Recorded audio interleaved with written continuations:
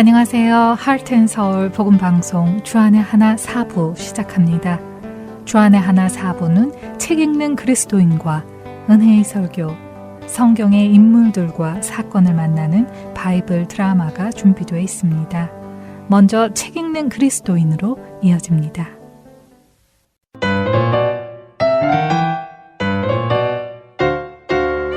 애청자 여러분 안녕하세요.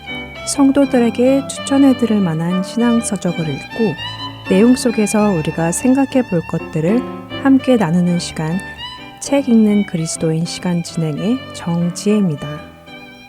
여러분과 마틴 로이드 존스 목사님이 쓴 빌립보서 강해에서 기쁨의 삶이라는 책을 중심으로 이야기를 나누고 있습니다. 지난 시간에는 빌립보서 1장 6절에 착한 일의 의미를 나누었는데요. 성경에 의미하는 착한 일이란 사회나 주위 사람들의 기대에 부응하기 위해 겉모습만 변화하는 것이 아니라 주님을 통해 진정한 영혼의 변화를 경험하는 그리스도인이 되는 것입니다. 이렇게 하나님께서 우리 내면의 변화를 시작하셨고 또 이루어가고 계시기 때문에 우리는 오늘도 기뻐할 수 있음을 나누었습니다. 하나님께서 이 변화를 시작하셨다는 그 사실로 인해 기쁨이 있는 삶이 되기를 원합니다. 오늘은 우리 그리스도인은 무엇 때문에 기뻐할 수 있는가 또 다른 이유를 살펴보려 합니다. 빌립보서 1장 7절을 읽어드리겠습니다.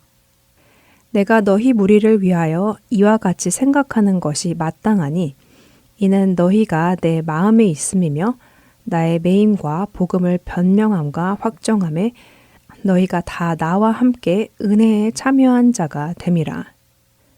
바울 사도는 빌립보 교회들의 성도들을 생각하며 자기의 일에 빌립보 성도들이 동역자로 함께 참여했다고 말씀하고 있습니다. 그런데 사도 바울의 사역 중에 복음을 변명하고 확정함이라는 표현이 나옵니다. 복음을 변명하고 확정한다는 것은 어떤 의미일까요? 사실 복음을 변명한다는 말이 쉽게 이해되지 않습니다. 왜냐하면 변명이라는 말의 의미는 어떤 잘못이나 실수에 대하여 왜 그렇게 되었는지 그 이유를 말하는 것이기 때문이지요. 복음이 잘못도 아니고 실수도 아닌데 왜 복음을 변명해야 하는지 동의가 안 되지요. 하지만 변명이라는 말에는 또 다른 의미가 있는데요. 그것은 옳고 그름을 가려 사리를 밝힘이라는 의미입니다. 그러니까 복음을 변명한다는 말의 의미는 왜 복음이 사실인지 그 이유를 설명하는 것을 의미하는 것입니다. 빌립보서 1장 7절에 사용된 변명이라는 단어의 원어인 헬라어 아폴로기아 역시 같은 의미를 가지고 있습니다. 특별히 자신의 무죄를 변호하는 법정 용어로도 사용이 되었지요. 현대시대 사람들은 다양한 의견을 가지고 각자 자신의 생각이 옳다고 주장하며 살아갑니다.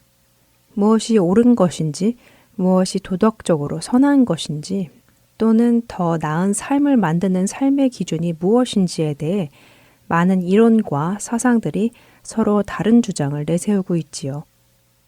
어떤 이들은 사회의 정치적, 경제적 불평등이 너무 심하다고 주장하며 평등을 향한 세상이 만들어져야 한다고 얘기하고 또 어떤 이들은 모든 인류의 최소한의 인권을 보장하는 세상이 좋은 세상이라고 논하기도 합니다. 특별히 최근 세상의 가장 큰 화두는 여러 다양성을 보장하자는 것이지요. 각 사람의 다양성을 국가와 사회가 더 적극적으로 장려해야 한다고 주장하는 사람들이 늘어납니다. 이와 같이 사람들은 자신들의 생각이 가장 옳다고 주장하고 이에 반대하는 사람들의 생각을 적극적으로 반박하고 때로는 자신이 가진 것을 모두 희생할 만큼 그 가치관을 고수하기도 합니다. 이렇게 하는 것을 아폴로기아 곧 변명이라고 하는 것입니다. 현대 기독교에서 변명이라는 단어가 오해의 소지가 있어서 변증이라고 바꾸어 부르기도 합니다. 변론을 통해 증명한다는 것이지요. 세상에는 많은 갑론을박이 이어집니다.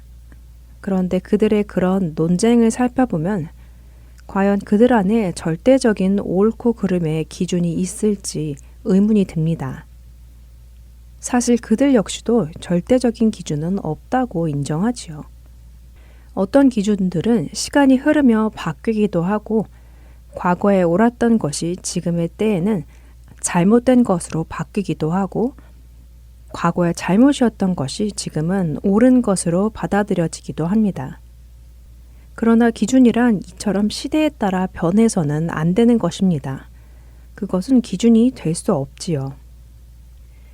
마틴 로이드 존스 목사님은 이렇게 기준 없는 세상의 생각들이 아닌 근본적인 것이 있음을 말씀하십니다. 그것은 바로 변하지 않는 절대 진리이지요. 그리고 우리 그리스도인들은 바로 이 절대 변하지 않는 그 진리를 변론을 통해 확증해야 하는 것이지요. 우리가 변증해야 하는 그리고 사도 바울이 변증하는 그 절대 변하지 않는 진리란 무엇일까요? 바로 복음입니다. 우리는 복음의 메시지를 정확하게 이해하고 이를 변론하고 확증해야 합니다. 그리고 그리스도인은 성경이 말씀하시는 진리를 명확하게 이해하고 이를 전하면서 기쁨을 누리게 됩니다. 마틴 목사님은 이 복음을 변증하는 일이 우리의 매일의 삶 속에 나타나야 한다고 말씀하십니다. 우리가 복음을 변론하고 증명하려면 먼저 우리가 복음을 명확히 이해하고 있어야 할 텐데요. 안타깝게도 오늘을 사는 많은 성도들이 복음을 믿고 하나님의 자녀가 되었으면서도 누군가에게 그 복음을 설명하려 하면 많은 어려움을 겪습니다. 그리고 많은 경우 복음은 목사님이나 선교사님이 전해야 한다고 생각하지요. 자신들은 그저 새 신자가 될 만한 사람들을 교회로 데리고 오는 것이 할 일이라고 생각하시는 분들도 많으십니다. 그러나 우리 스스로가 우리가 믿는 복음이 무엇인지를 설명하지 못한다면 우리는 우리의 믿음을 한번 점검해 보아야 할 필요가 있을 것입니다. 내가 무엇을 믿고 있는지 모른다면 그 믿음이 우리를 구원에 이르게 하는 믿음인지 확신할 수 없기 때문입니다.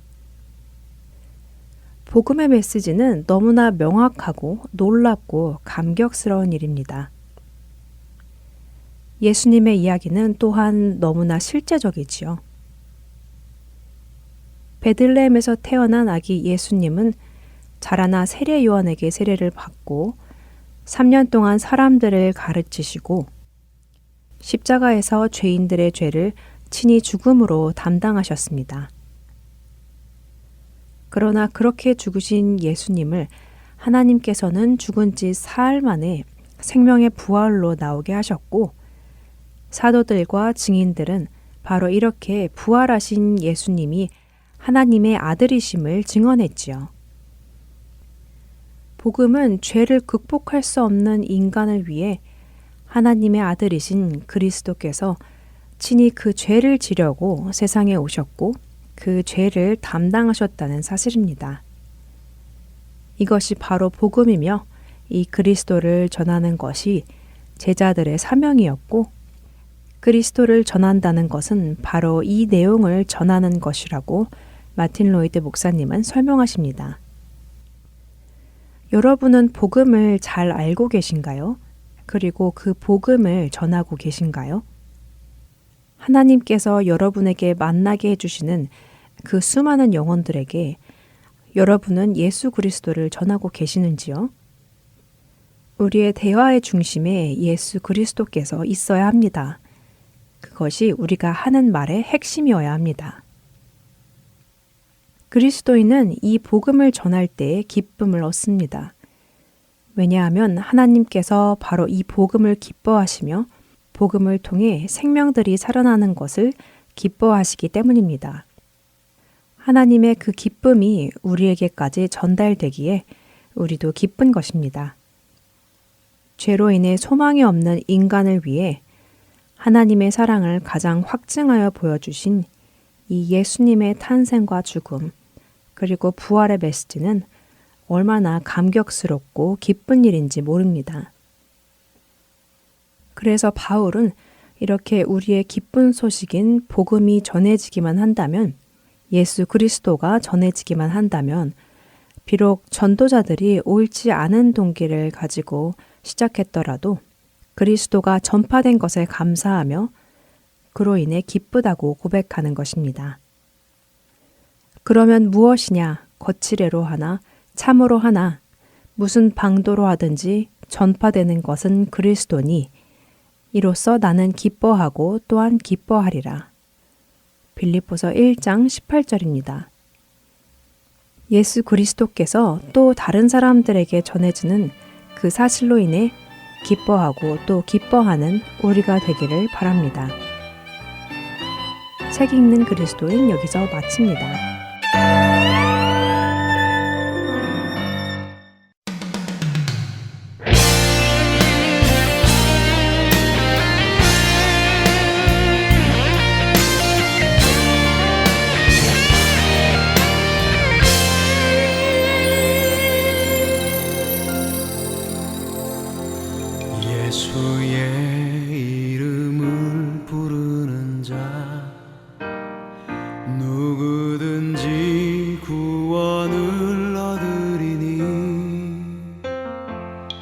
너희는 돌이켜 그의 앞에 행하라.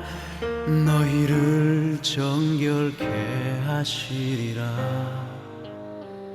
거룩하신 주의 품에 거하라.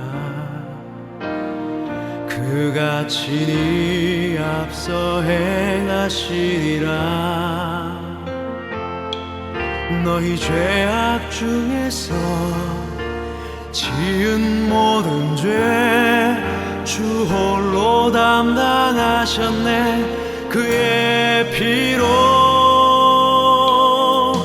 우릴 향해 흐르는 보혈의 그 강물은 이곳에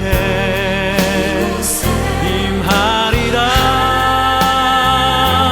세상을 구하시고 회복케 할 주의 권세, 주의 능력 영원히 우릴 향해 흐르는 보혈의 그 강물은 이곳에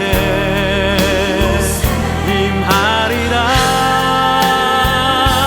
세상을 구하시고 회복케 할 주의 권세, 주의 능력 영원히.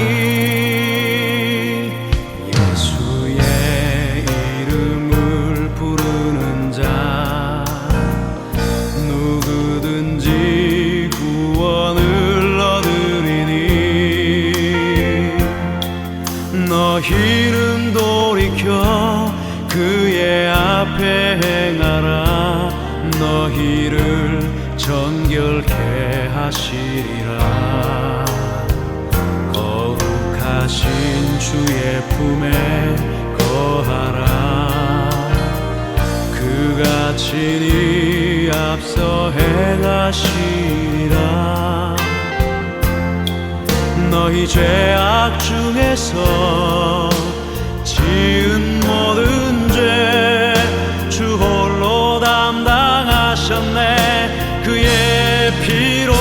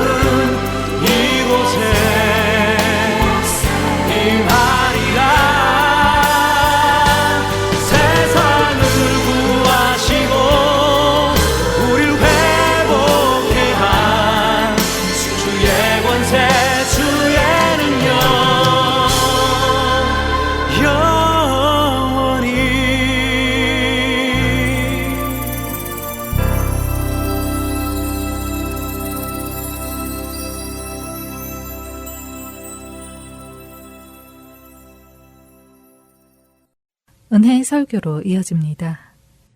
오늘은 서울 남포교회 박영선 원로 목사님께서 사무엘상 6장 1절에서 16절을 본문으로 말씀 전해주십니다. 은혜의 시간 되시길 바랍니다.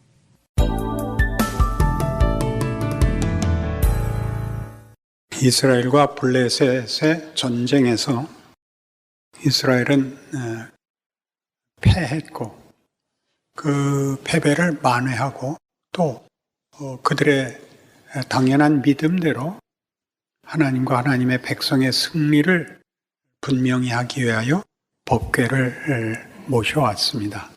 그리고 더 크게 패하고 궤도 빼앗깁니다. 그 엘리의 아들이었던 비느하스의 아내, 즉 며느리는 그 와중에 애를 낳고 죽는데 그 이름은 그래서 이가봇이라고 명명되었습니다. 영광이 떠났다, 영광이 없다, 좀 더 직선적으로 우리는 망했다, 이렇게 법궤 사건이 끝났습니다.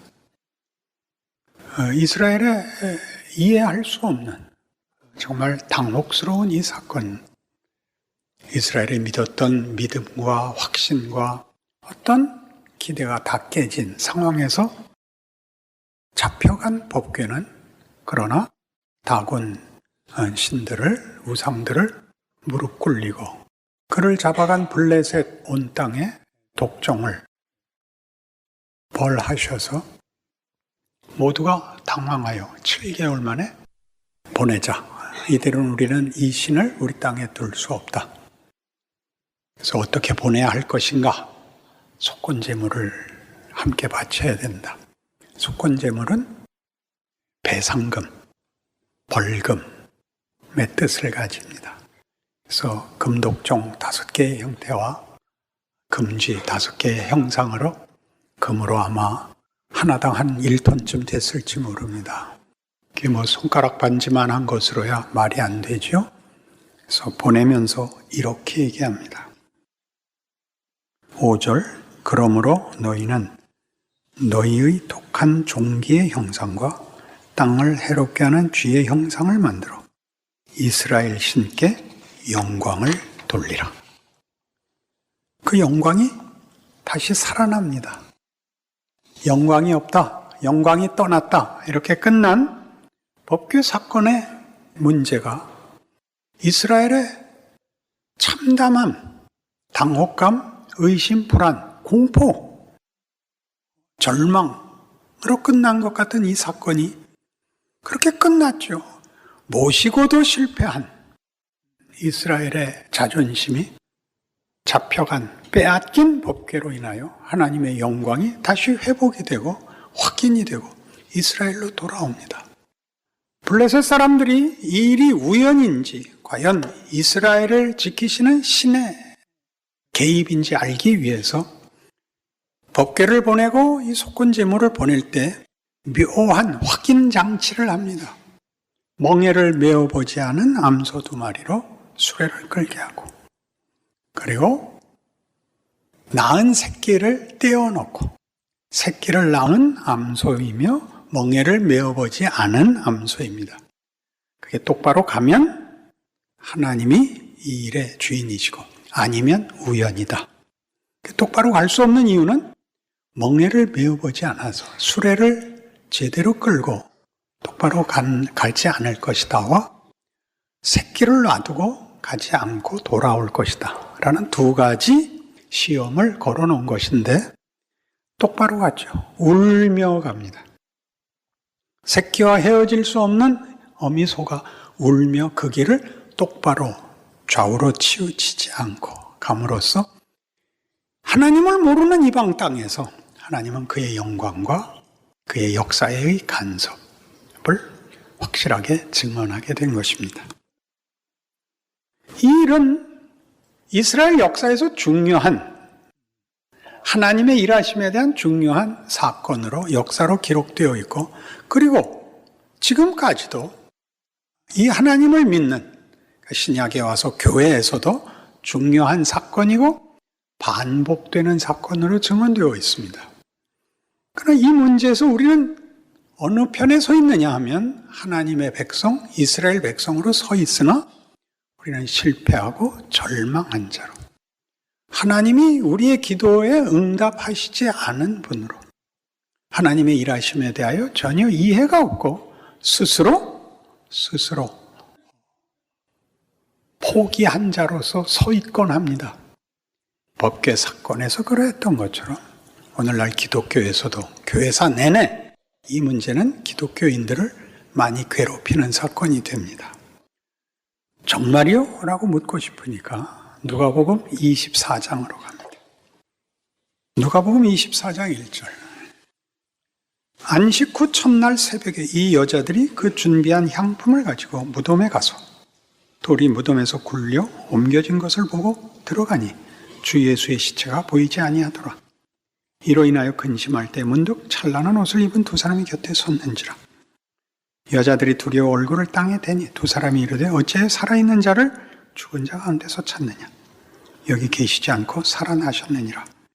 갈릴리에 계실 때 너에게 어떻게 말씀하셨는지를 기억하라. 이르시기를 인자가 죄인의 손에 넘겨져 십자가에 못 박히고 제3일에 다시 살아나야 하리라 하셨느니라 한데, 그들이 예수의 말씀을 기억하고 무덤에서 돌아가 이 모든 것을 11 사도와 다른 모든 이에게 알리니, 사도들은 그들의 말이 허탄한 듯이 들려 믿지 아니하나 베드로는 일어나 무덤에 달려가서 굽으려 들여다보니 세마포만 보이는지라. 그 된 일을 놀랍게 여기며 집으로 돌아가니라. 예수님의 부활 사건도 당연히 오늘 법궤 사건과 똑같이 당혹스러운 사건으로 기록되어 있습니다. 여자들은 당연히 예수님의 시체에 마지막 손질을 하기 위해서 무덤에 찾아왔습니다. 시체가 없는 겁니다. 이 어찌 된 일이냐? 당연히 있어야 될 시체가 왜 없느냐? 천사 둘이 나타나 부활하셨다. 전에 그렇게 말씀하신 걸 기억 못하느냐? 그래서 여자들이 뛰어와 제자들에게 알렸죠. 제자들이 뭐라 그랬다고요? 그게 말이 되냐? 베드로는 가봤죠. 시체가 정말 없는 겁니다. 놀라고 있죠. 뭘 더 이상 생각하겠습니까? 죽은 자가 살 거라고 누가 생각을 하겠습니까? 그럼 우리는 그렇게 생각합니다. 왜요? 쉽게 생각해서 그렇습니다. 여러분은 성경을 보고 예수를 믿었습니까? 예수를 믿고 성경을 보셨습니까? 믿지 않고 읽으면 하나도 말이 안 됩니다. 그러나 믿고 읽으면 다 말이 됩니다.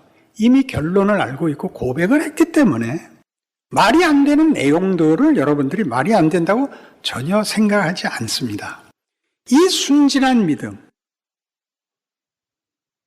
이 무지한 믿음 때문에 성경을 아무리 읽어도 줄친데 외에는 읽히지가 않습니다. 이렇게 말이 안 되는 부분을 어떻게 넘어왔는지 여러분이 모릅니다. 아니, 예수님 부활하셨잖아. 얼마나 간단무쌍하고 충직한 고백입니까? 그러나 말이 안 되는 것이 사실입니다. 그 박식한 모든 지성인들이 안 믿는 이유입니다. 말이 안 되는 소리를 썼다. 이제 말이 안 되는 소리를. 그 사실인 걸 어떻게 아는가? 우리가 하나님 이 사람한테 사실을 보여주십시오. 그러면 예수가 내려오시는가? 또 안 내려오신다고요. 예수님도 고집이 있으셔서 믿어야만 된다 그러십니다. 이 긴장, 이 충돌이 사실은 기독교인들에게 해결되어 있어야 되는데 우기는 것밖에 남아있는 것이 없어서 우리가 신앙생활을 한다는 게 뭔지, 우리가 믿는다는 게 뭔지를 우리가 현실 속에서 녹여내는 일에 실패합니다. 이 말이 안 되는 게 무엇인가? 이 말이 안 되는 이 충돌, 이 모순, 법궤를 모셨으나 실패한, 예수가 구세주일 줄로 믿었지만 죽어버린 그런 일들이 성경에는 당연한 일로, 신앙 고백의 당연한 근거로, 조건으로 요구되고 있다는 사실을 확인해야 됩니다. 사도행전 9장에 가보십시다. 사도행전 9장. 사울이 주의 제자들에 대하여 여전히 위협과 살기가 등등하여 대제사장에게 가서 다메섹 여러 회당에 가져갈 공문을 청하니 이는 만일 그 도를 따르는 사람을 만나면 남녀를 막론하고 결박하여 예루살렘으로 잡아오려 함이라. 사울이 길을 가다가 다메섹에 가까이 이르더니 호련히 하늘로부터 빛이 그를 둘러 비추는지라. 땅에 엎드러져 들으매 소리가 있어 이르되 사울아 사울아 네가 어찌 나를 박해하느냐 하시거늘 대답하되 주여 누구시니까 이르시되 나는 네가 박해하는 예수라. 너는 일어나 시내로 들어가라. 네가 행할 일을 네게 이를 자가 있느니라. 우리 소위 이렇게 이름 붙인 바울의 회심 사건이 일어납니다. 그러나 이 사건은 결코 회심이 아닙니다. 법궤로 인하여 이스라엘이 하나님의 임재와 자신들의 안심을 확인하지 못한 것 같이 예수의 부활이 기대 밖에 있었던 일이었던 것 같이 사도 바울의 회심은 회심이 아니라 법궤를 빼앗기듯이 면박을 당하는 것입니다. 그는 살기가 등등하여 자신이 하는 일이 옳은 줄로 알고 자기가 믿는 하나님을 위하여 기꺼이 이 이단을 따르는 예수 믿는 것들을 죽이러 갑니다. 열심히 가득하여 진심을 가지고 하나님의 지위와 영광을 지키기 위하여 그리고 네가 틀렸다라는 면박을 받는 겁니다. 사울아 사울아 네가 왜 나를 핍박하느냐를 당하는 것입니다. 놀랍지 않습니까? 여러분들 인생 속에서 이 사건은 여러분들의 거의 매일 겪으시는 사건이 되고 있는 겁니다. 여러분들의 모든 원망은 예수 믿는 자에겐 결국 하나님께 하는 원망입니다. 왜 나라가 이 꼴입니까? 누구한테 그러는 거죠? 하나님 보고 하는 거죠. 한국교회는 왜 이 꼴입니까? 누구한테 하는 겁니까? 하나님께 하는 겁니다. 하나님 왜 일을 이따구로 하십니까? 누가 그 말을 했다고요? 법궤 빼앗겼을 때 그랬다고요. 아니 도대체 어떻게 된 겁니까? 법궤를 모셨는데 우리가 지고 법궤를 저놈들이 뺏어갈 수 있습니까? 당연히 망연자실하죠. 하나님 거기서 일하십니다. 큰 사건이죠. 이스라엘의 기대를 만족시키는 것이 아니라 이스라엘을 경악시켜 하나님이 누구신지 뭘 하는지를 생각하게 합니다. 도전하게 합니다. 블레셋을 처벌했을 뿐만 아니라 그들의 입술을 통하여 하나님의 영광을 고백받았을 뿐만 아니라 그리고 돌아오십니다. 그러니까 하나님은 이스라엘의 하나님입니다. 그러나 이스라엘이 기대했던 식으로 일하지 않으십니다. 그들이 이해하는 하나님과 다릅니다. 성경이 하고 싶은 얘기입니다. 그러니 예수를 믿으면 예수를 보내어 하나님이 당신을 설명하시고 우리를 불렀다는 게 뭔지를 알아야 됩니다. 디모데전서 1장에 가면 이 일을 사도 바울이 자신의 회심을 뭐라고 설명하느냐 하면 디모데전서 1장 12절 나를 능하게 하신 그리스도 예수 우리 주께 내가 감사함은 나를 충성되이 여겨 내게 직분을 맡기심이니 내가 전에는 비방자요 박해자요 폭행자였으나 도리어 긍휼을 입은 것은 내가 믿지 아니할 때 알지 못하고 행하였습니다. 우리 주의 은혜가 그리스도 예수 안에 있는 믿음과 사랑과 함께 넘치도록 풍성하였도다. 믿보다 모든 사람이 받을 만한 이 말이요 그리스도 예수께서 죄인을 구원하시려고 세상에 임하셨다 하였도다. 죄인 중에 내가 괴순이라. 그러나 내가 긍휼을 입은 까닭은 예수 그리스도께서 내게 먼저 일체 오래 참으심을 보이사 후에 주를 믿어 영생 얻는 자들에게 본이 되게 하려 하심이라. 영원하신 왕 곧 썩지 아니하고 보이지 아니하고 홀로 하나이신 하나님께 존귀와 영광이 영원 무궁하도록 있을지어다. 아멘. 바울의 자기 고백. 나는 은혜를 입은 자다. 나는 죄인 중에 괴수다. 왜냐하면 나는 그때 몰랐다. 여러분, 몰랐다는 말은 우리들의 표현에 있어서는, 우리 한국 사람들의 표현에 있어서는 약간의 핑계입니다. 나 거기 주차하면 안 되는 줄 몰랐어요. 그럼 고의로 하지 않았다. 그러니 4만 원짜리 위반 딱지를 2만 원으로 깎아다오. 그러니까 우리가 몰랐다입니다. 바울이 하고 싶은 얘기는 몰라서 망했답니다. 독약인 줄 몰랐다. 그럼 약효가 반만 나야 된다는 없다 이겁니다. 모르는 게 죄다. 그것이 바울이 하는 얘기입니다. 자기는 자기가 잘하는 줄 알았다는 거죠. 특히 정반대의 길로 하나님이 일했다는 걸 나중에 알았다는 겁니다. 그래서 죄인 중에 괴수인 것입니다. 나는 하나님을 알았다고 생각했는데 하나님은 그러지 않았다. 예수가 누군지 몰랐다. 로마서 10장으로 가시죠. 형제들아, 내 마음에 원하는 바와 하나님께 구하는 바는 이스라엘을 위함이니 곧 그들로 구원을 받게 함이라. 내가 증언하노니 그들이 하나님께 열심히 있으나 올바른 지식을 따른 것이 아니니라. 하나님의 의를 모르고 자기 의를 세우려고 힘써 하나님의 의에 복종하지 아니하였느니라. 자, 이스라엘의 잘못은 뭐죠? 자기네가 기대한 하나님을 고집한 것입니다. 하나님은 그렇게 일하지 않았습니다. 바울이 딱 그 표본입니다. 하나님을 위하여. 이것이 하나님의 뜻이라고 생각하고 한 모든 것이 그리스도를 핍박한 것이 되었습니다. 난 그때 몰랐다. 나는 말이 안 됐다. 라고 얘기하는 것이죠.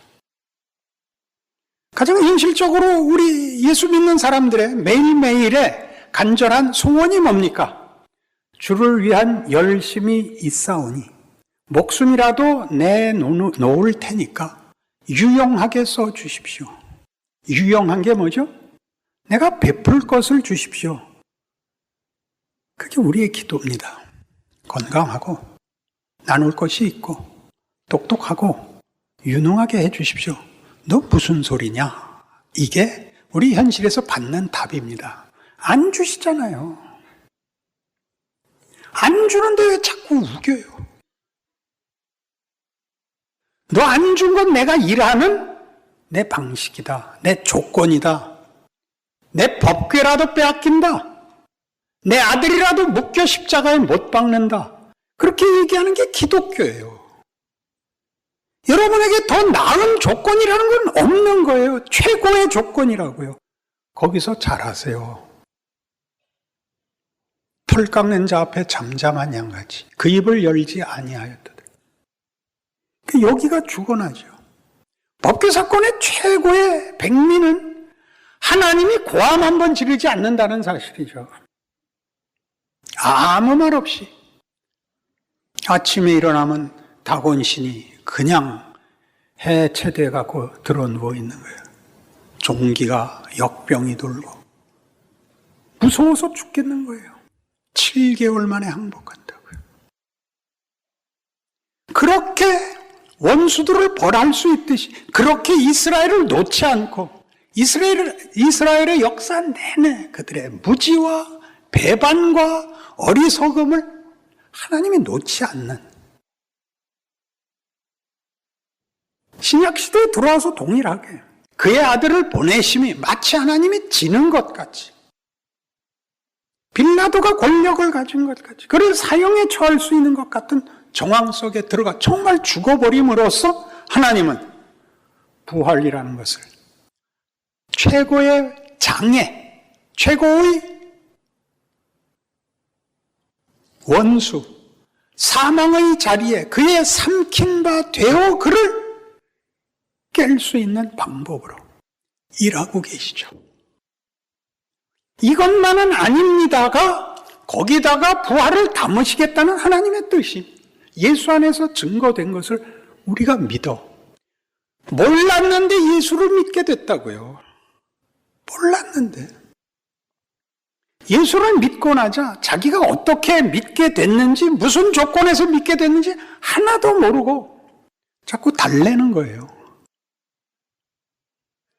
그러니까 가장 중요하게 현실을 못 살죠.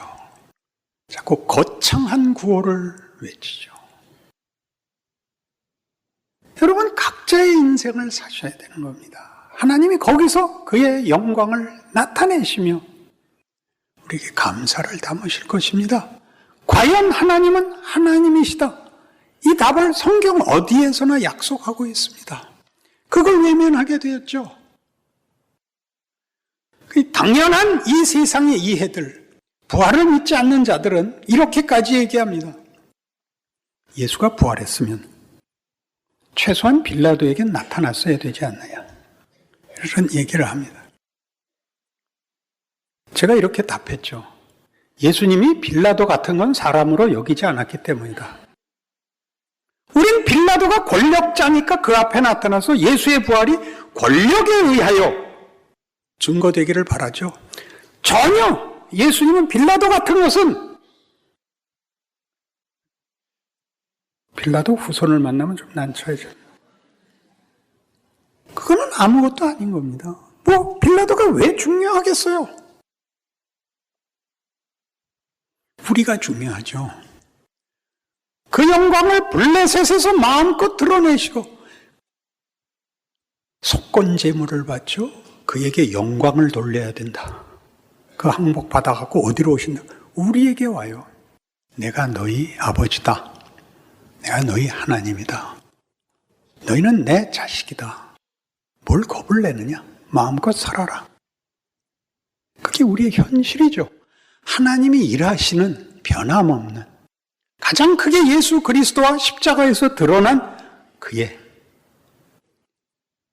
실체, 우리 모두가 할 수 있는 현실, 조건 아닙니까? 그걸 못 담고 있죠. 로마서 4장으로 가면 바울은 이렇게 얘기하는 겁니다. 자기가 알게 된 세계가 뭐냐? 아브라함을 거론하여 이렇게 얘기합니다. 17절부터 보죠. 기록된 바 내가 너를 많은 민족의 조상으로 세웠다 하심과 같으니 그가 믿은 바 하나님은 죽은 자를 살리시며 없는 것을 있는 것으로 부르시는 이시니라. 아브라함이 바랄 수 없는 중에 바라고 믿었으니 이는 네 후손이 이가 되리라고 하신 말씀대로 많은 민족의 조상이 되게 하려 하심이라. 그가 100세나 되어 자기 몸이 죽은 것 같고 사라의 태가 죽은 것 같음을 알고도 믿음이 약하여지지 아니하고 믿음이 없어 하나님의 약속을 의심하지 않고 믿음으로 견고하여져서 하나님께 영광을 돌리며 약속하신 것을 또한 능히 이루실 줄을 확신하였으니 그러므로 그것이 그에게 의로 여겨졌느니라. 그에게 의로 여겨졌다 기록된 것은 아브라함만 위한 것이 아니요 의로 여기심을 받을 우리도 위함이니 곧 예수 우리 주를 죽은 자 가운데서 살리신 이를 믿는 자니라. 아브라함은 믿음의 조상입니다. 그 믿음의 조상을 아브라함으로 세운 이유는 아브라함이 믿음의 효시, 모범이기 때문이 아닙니다. 아브라함은 자기 생애에 아이를 낳지 못하다가 100세가 되어야 아이를 낳습니다. 하늘의 별 같고 바다의 모래 같으리라는 후손을 볼 틈이 없었습니다. 우리가 예수를 믿자, 우리가 믿고 우리가 얻은 구원은 우리가 믿고 말고의 선택 이전의 문제라는 걸 알게 됩니다. 아브라함에게 했던 약속의 결과라는 걸 알게 되는 것입니다. 아브라함의 믿음의 조상이냐? 이 믿음은 우리의 선택을 요구하는 조건이 아니라 그때 이미 한 약속이 하나님의 성실하심으로 그 약속이 역사 내내 이어져 내려와 우리에게까지 지금 결실되고 있다라고 우리를 확인시키는 것입니다. 다른 조건 아니고 믿음. 믿음이란 말을 선택으로, 어떤 베팅으로 생각하지 마십시오. 하나님이 하시려는 뜻이 이런 바랄 수 없는 중에 기대할 수밖에 없는 조건 속에서 시작하여 우리라는 실체를, 나라는 현실을 만들었다는 것으로 하나님이 일하시는 일하심이 보이는 것으로 말미암지 않고 보이지 않는 것으로 만들어지는 아브라함이 믿은 바 그 하나님은 없는 것을 있는 것 같이 부르시는 이요 죽은 자를 살리시는 하나님이시로다 라는 것으로 압축된 우리가 알고 있는 이해와 방식과 납득의 영역을 벗어나는 창조, 부활이라는 것으로 이루어지는, 우리가 알고 있는 것보다 더 큰 세계라는 것을 증언하는 것입니다. 우리가 생각하는 조건과 우리가 기대하는 보상보다 큰 방식, 이건 안 될 텐데요로 뒤집는, 어디에나 담으시는, 어디에서나 그를 찾는 자는 실망하지 않을 모든 것이 우리 모두의 그 나만의 억울함 속에 가능하다고 얘기하는 것이죠. 아무도 믿지 않고 모두가 딱 한 사람을 바라봅니다. 어떤 사람이요? 아무 걱정 없고 유명하고 권력 가진 사람을 맹렬하게 부러워합니다. 자기 생애를, 자기 조건을 하나님이 그와 방불한, 손해볼 것이 없는 조건 속에서 하나님이 일하실 수 있다고, 그는 창조의 하나님이고 부활의 하나님이고 신실하시고 아브라함에게 약속을 한 것을 지금까지 지키는 하나님이라고 연결하지 못하고 있는 겁니다. 은혜는 받지 않고 째려보기만 하는, 자신이 다르게 생겼고 이름이 다르고 조건이 다르고 인생이 다른데 왜 자꾸 다른 데로 도망을 가세요? 나만은 하나님이 외면한 사람이라 라고 말하는 것은 세상이 하는 위협이요 유혹입니다. 세상이 끊임없이 그러죠. 너 지면 망해. 너 양보하면 그걸로 끝이야. 너도 대가리 쳐들어. 세상은 끊임없이 우리에게 그러죠. 너 보복해. 너 얕보이지 마. 성경은 거꾸로 얘기하잖아요. 너 져. 괜찮아. 빌립보서 1장으로 가볼까요? 이 구절은 다 줄쳐놨을 거예요. 그리고 여태껏 모르고 읽었을 거예요. 그러니까 다시 보십시다. 12절. 형제들아, 내가 당한 일이 도리어 복음 전파의 진전이 된 줄을 너희가 알기를 원하노라. 이러므로 나의 매임이 그리스도 안에서 모든 시위대 안과 그 밖의 모든 사람에게 나타났으니 형제 중 다수가 나의 매임으로 말미암아 주 안에서 신뢰함으로 겁없이 하나님의 말씀을 더욱 담대히 전하게 되었느니라. 어떤 이들은 투기와 분쟁으로, 어떤 이들은 착한 뜻으로 그리스도를 전파하나니 이들은 내가 복음을 변증하기 위하여 세우심을 받은 줄 알고 사랑으로 하나 그들은 나의 매임에 괴로움을 더하게 할 줄로 생각하여 순수하지 못하게 다툼으로 그리스도를 전파하느니라. 그러면 무엇이냐? 거칠애로 하나 참으로 하나 무슨 강도로 하든지 전파되는 것은 그리스도니 이로써 나는 기뻐하고 또한 기뻐하리라. 이것이 너희의 간구와 예수 그리스도의 성령의 도우심으로 나를 구원에 이르게 할 줄 아는 거로 나의 간절한 기대와 소망을 따라 아무 일에든지 부끄러워하지 아니하고 지금도 전과 같이 온전히 담대하여 살든지 죽든지 내 몸에서 그리스도가 존귀하게 되게 하려 하느니 이는 내게 사는 것이 그리스도니 죽는 것도 유익함이라. 기가 막힌 고백입니다. 각오, 진심, 헌신이라는 단어로 묶는 바람에 망해버렸습니다. 밤낮 혈서 쓰고 머리 깎는 걸로 가버렸죠. 철야기도 하고 금식하는 걸로 가버렸죠. 아니, 네 조건을 살라 그러는 겁니다. 나 죽어도 된다. 죽어도 하나님이 거기다 뭘 담을 수 있다. 살아도 된다. 살아서 고생 직사하게 할 거다. 괜찮다. 그런 고백입니다. 여러분이 주먹을 부르지나? 주먹을 쥐고 열성을 떨어서 보상을 받는 그런 기독교는 없습니다. 그렇게 담담히 사셔야 됩니다. 고린도후서 6장 이런 말씀들이 어떤 말씀, 무슨 내용인지 새삼스러운 눈으로 볼 수 있기를 바랍니다. 우리가 하나님과 함께 일하는 자로서 너희를 권하노니 하나님의 은혜를 헛되이 받지 말라. 이르시되 내가 은혜 베풀 때 너희에게 듣고 구원의 날에 너를 도왔다 하셨으니 보라 지금은 은혜 받을 만한 때요 보라 지금은 구원의 날이로다. 우리가 이 직분이 비방을 받지 않게 하려고 무엇에든지 아무에게도 거리끼지 않게 하고 오직 모든 일에 하나님의 일꾼으로 자천하여 많이 견디는 것과 환난과 궁핍과 고난과 매맞음과 갇힘과 난동과 수고로움과 자지 못함과 먹지 못함 가운데서도 깨끗함과 지식과 오래 참음과 자비함과 성령의 감화와 거짓이 없는 사랑과 진리의 말씀과 하나님의 능력으로 의의 무기를 좌우에 가지고 영광과 욕됨으로 그러했으며 악한 이름과 아름다운 이름으로 그러했느니라. 우리는 속이는 자 같으나 참되고 무명한 자 같으나 유명한 자요 죽은 자 같으나 보라 우리가 살아있고 징계를 받는 자 같으나 죽임을 당하지 아니하고 근심하는 자 같으나 항상 기뻐하고 가난한 자 같으나 많은 사람을 부유하게 하고 아무것도 없는 자 같으나 모든 것을 가진 자로다. 두 세계에 걸쳐 살고 있다 이겁니다. 현실이 위협하고 유혹하고 시험하는 현실 속에서 하나님의 일하심을 갖고 있는 자로서의 이 이중성을 갖고 있다는 겁니다. 하나님의 일을 하면 세상이 보상을 해주고 도와줘야 된다고 생각하지 말라는 겁니다. 왜 그렇게 하시는가? 그건 하나님의 지혜요 능력이랍니다. 고린도전서 1장 말씀이죠. 예수 그리스도는 헬라인에게나 유대에게는 헬라에게는 미련한 것이고 유대인에게는 거리끼는 것이나 그리스도를 믿는 우리에게는 십자가는 하나님의 능력이요 하나님의 지혜입니다. 바울이 여기에 들어오는 겁니다. 내가 그땐 몰랐다.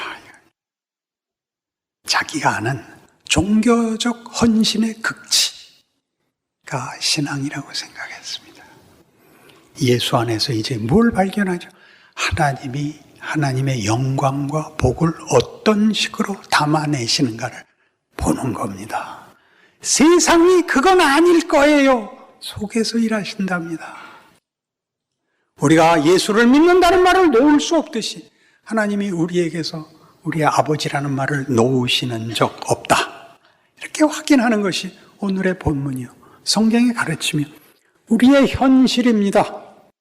우리가 구하지 않을 때 우리에게 필요한 것을 알고 계시고 우리를 지키시는 이가 졸지 않으신다. 성경의 약속입니다.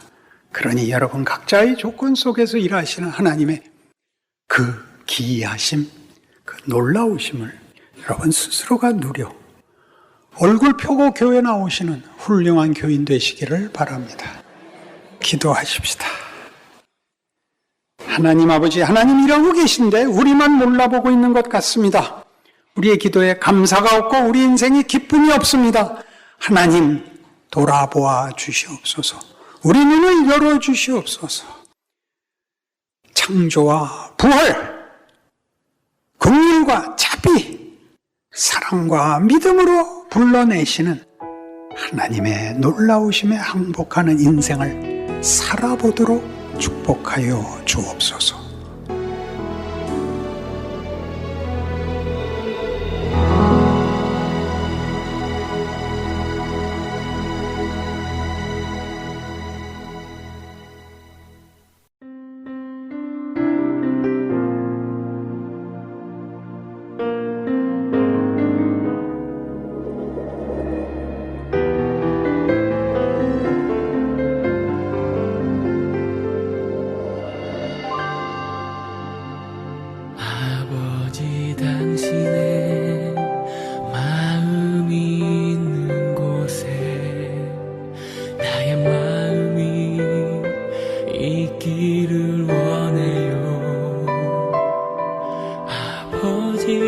당신의 눈물이 고인 곳에 나의 눈물이 고이길 원해요.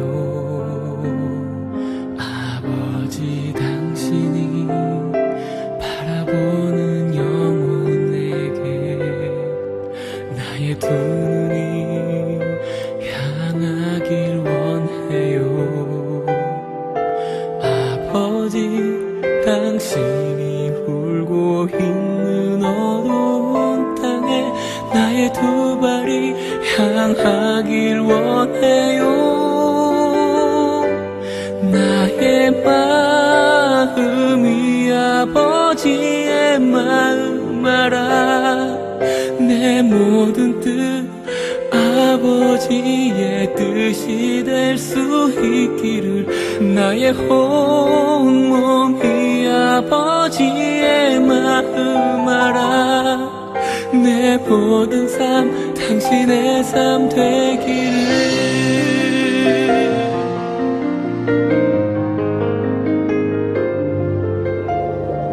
아버지 당신의 마음이 있는 곳에 나의 마음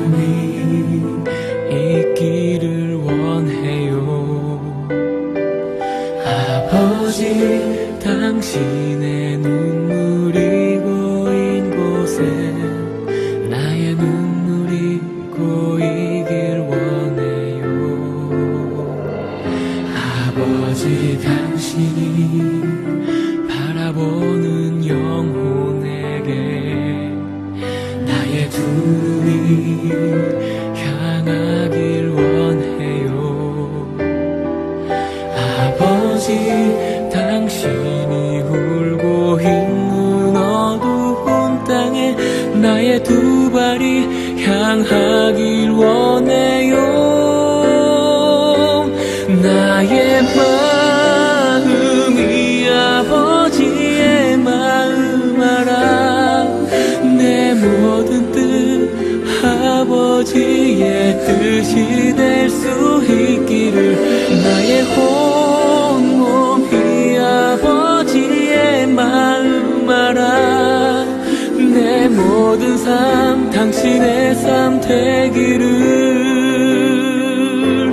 나의 마음이 아버지의 마음 알아. 내 모든 뜻 아버지의 뜻이 될 수 있기를. 나의 온몸이 아버지의 마음 알아. 내 모든 삶 당신의 삶 되기를. 내 모든 삶 당신의 삶 되기를.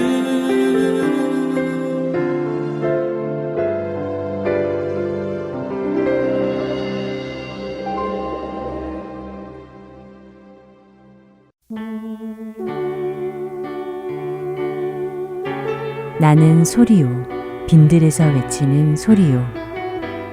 주의 길을 곧게 하라고 광야에서 외치는 자의 소리. 할텐서울 복음선교회에서는 복음사역에 함께 동참하실 분을 찾습니다. 봉사로, 기도로, 후원으로 예수님을 전하고 생명을 구하는 일에 동참하실 분들은 전화번호 602-866-8999로 연락 주시기 바랍니다. 나는 소리요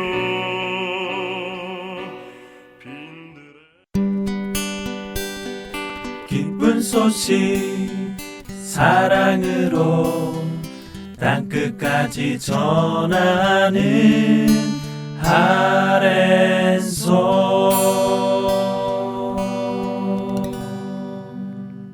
성경 속의 인물들과 사건을 만나는 바이블 드라마로 이어집니다.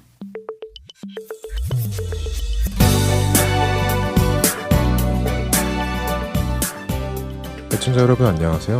바이블 드라마 열왕기편 진행의 박용규입니다.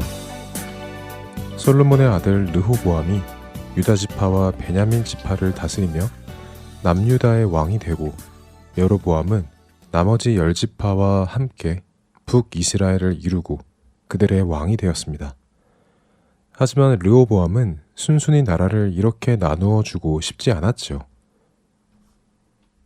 자, 이제 내가 왕이 되었으니 먼저 국력을 키워야겠소. 우리 남유다에서 힘세고 용맹한 군인들을 뽑도록 하시오. 네. 르호보암의 명령을 따라 남유다 왕궁은 백성들 중엔 튼튼한 용사들을 모집하기 시작했습니다.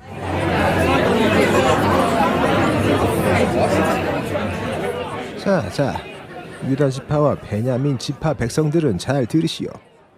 르호보암 왕께서 군대를 재결성하려 하오. 우리 이스라엘이 이렇게 둘로 나뉘어졌다는 것은 북이스라엘로부터 공격을 받을 수도 있다는 것을 뜻하여, 그러니 그들에게 우리 나머지 나라도 빼앗기기 전에 우리 르호보암 왕을 도와 나라를 다시 통일할 용사들을 찾고 있으니 어서 자원들 하시오.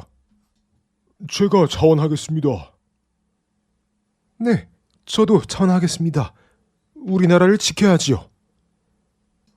저도 받아주십시오.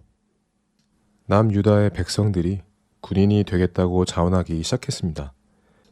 무려 18만 명이라는 용사들이 나라를 지키겠다고 자원하였지요. 군인들이 준비되자 르호보암이 군사들을 모으고 연설을 시작합니다.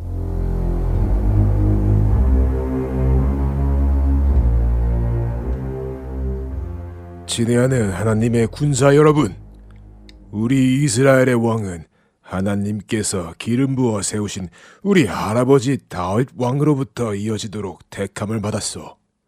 그런데 이 거룩한 왕권을 아무 자격도 없는 저 에브라임 지파의 여로보암이 스스로 왕이 되어 가지고 갔소.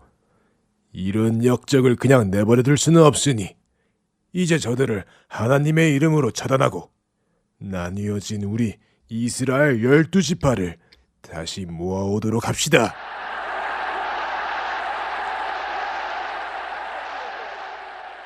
그렇게 르호보암의 군대가 북이스라엘 여로보암을 치기 위해 출발하려던 그때였습니다.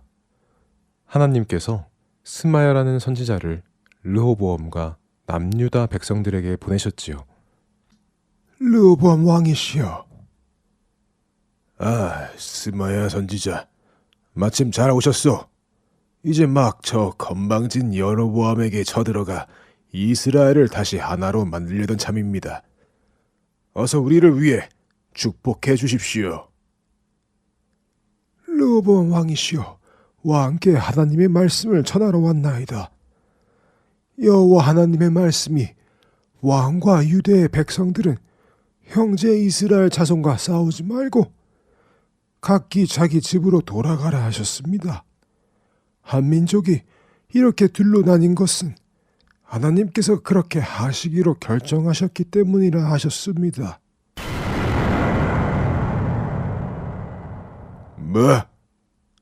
뭐라고요?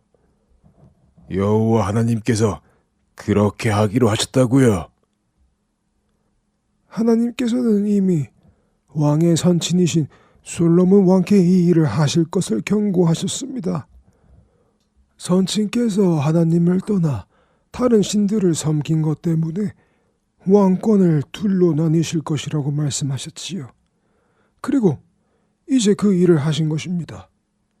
그러니 왕께서는 여로보암과 다투어 형제간의 피를 흘리는 일을 하지 마시기 바랍니다. 그렇군요. 여호와 하나님께서 그렇게 하신 일이라면 제가 그 일을 막을 수는 없군요. 알겠습니다. 군대는 들으라. 이 일은 하나님께서 하신 일이니 우리가 형제와 싸우지 않도록 하겠다. 모두 각자의 집으로 돌아가도록 하라.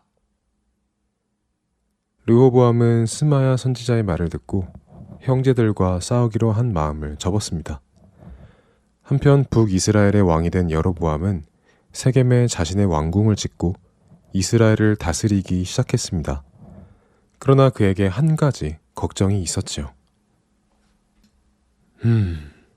일단 내가 10지파의 지지를 얻어 북이스라엘의 왕이 되기는 했지만 아무래도 불안하군. 우리 이스라엘은 절길 때마다 하나님의 임재가 계시는 예루살렘 성전에 가서 하나님의 제사를 지내고 또 죄사함을 받아야 하는데 이 백성들이 자꾸 예루살렘을 들락날락 하다 보면 르호보암을 왕으로 섬기게 되지는 않을까? 그렇게 되면 나의 왕권이 위험하지 않는가? 여로보암은 하나님께서 그에게 선지자 아히야를 보내셔서 하셨던 말씀을 벌써 잊어버렸습니다. 하나님께서는 아히야를 통해 하나님께서 이스라엘을 두 나라로 나뉘시는 이유가 솔로몬 왕이 하나님의 말씀에 불순종하는 삶을 살기 때문이라고 말씀해 주시며 하나님께서 여로보암을 북이스라엘의 왕으로 세우실 것이니 하나님의 말씀에 순종하며 하나님의 길로 행하면 하나님께서 여로보암을 위해 견고한 집을 세우고 이스라엘을 여로보암에게 주시겠다고 하셨습니다. 만일 여로보암이 정말 자신의 왕권을 지키고 싶었다면 그는 하나님의 말씀에 순종하는 삶을 살면 되었습니다. 그러나 여로보암은 하나님의 말씀을 따라 살려 하지 않고 자신에게 주어진 왕권을 스스로 지키기 위해 오히려 하나님의 말씀에 불순종하는 생각을 합니다. 그래, 그렇게 하면 되겠구나. 과연 여로보암은 무슨 일을 꾸미는 것일까요? 바이블 드라마 열왕기편 다음 시간에 뵙겠습니다. 안녕히 계세요.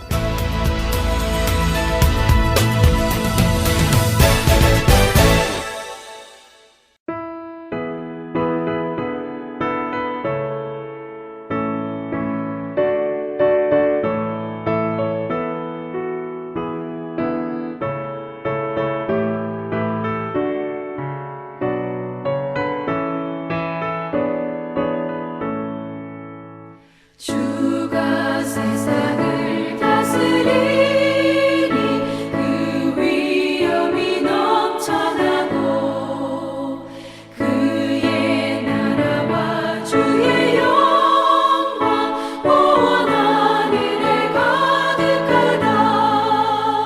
저 흉악한 마귀의 무리 다 멸망케 하시는 주 이 찬양을 주께 드리니 큰 영광을 받으소서. 주가 권능의 손으로서 이 세상을 창조하니 그의 놀라운 창조 솜씨 만 백성이 경탄하네. 저 하늘의 별들도 모두 주 영광을 나타내요.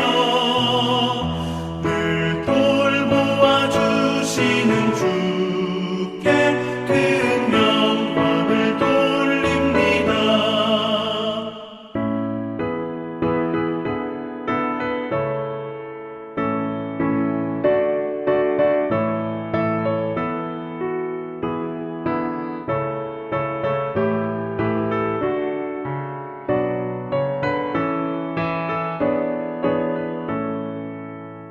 주가 세상의 피조물을 인간에게 다 맡기고 순종하라는 말씀으로 그 권위를 주셨도다.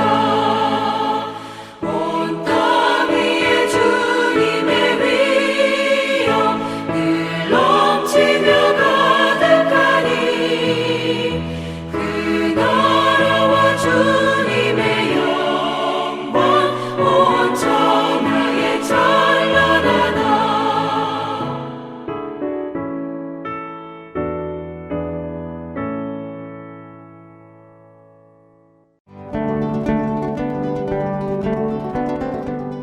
주안의 하나 4부 준비된 순서는 여기까지입니다. 언제나 주님의 임재 안에 거하시는 우리 모두가 되길 소망합니다. 다음 시간에 다시 찾아오겠습니다. 안녕히 계세요. 고맙습니다.